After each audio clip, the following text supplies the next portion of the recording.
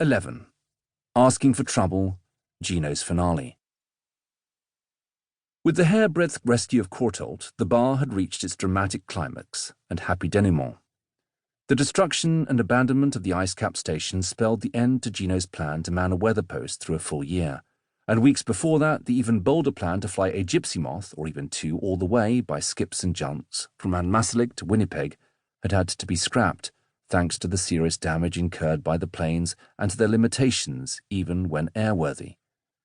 The great retrospective irony for the bar is that it was not the atmosphere above the ice cap that would prove of vital scientific importance, but the billions of tons of ice beneath the surface.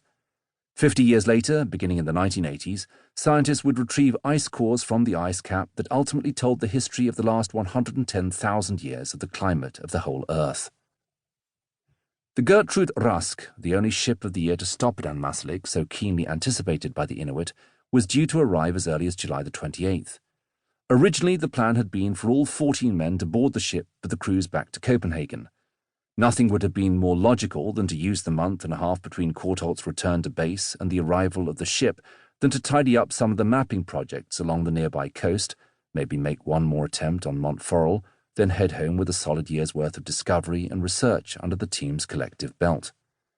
But just as Gino seemed to minimize the close call and extended agony that Courtauld had endured, so his mind was aflame with further exploits of discovery, each of which by itself would have amounted to a healthy menu for most of the Greenland expeditions before the bar.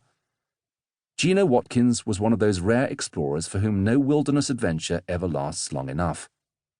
On the same day that Courtauld reached base camp, he sent a wireless message to Molly. Got back from ice cap today, fit as an orchestra, terribly sorry, kept you so long without news. 2 days later, in a letter to his fiancée, he insisted, this press rot is all completely obscene. The incident was very mere. Courtauld learned from a telegram sent by his parents that they were not very happy about having spent thousands to send Captain Audiobooks to his rescue. As usual, he blamed himself. I have been very rude to everybody about this absurd relief, he wrote Molly.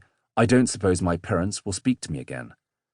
Of course, it was Gino's wireless alert to the world that had set in motion not only the newspaper headline frenzy, but the rescue efforts launched.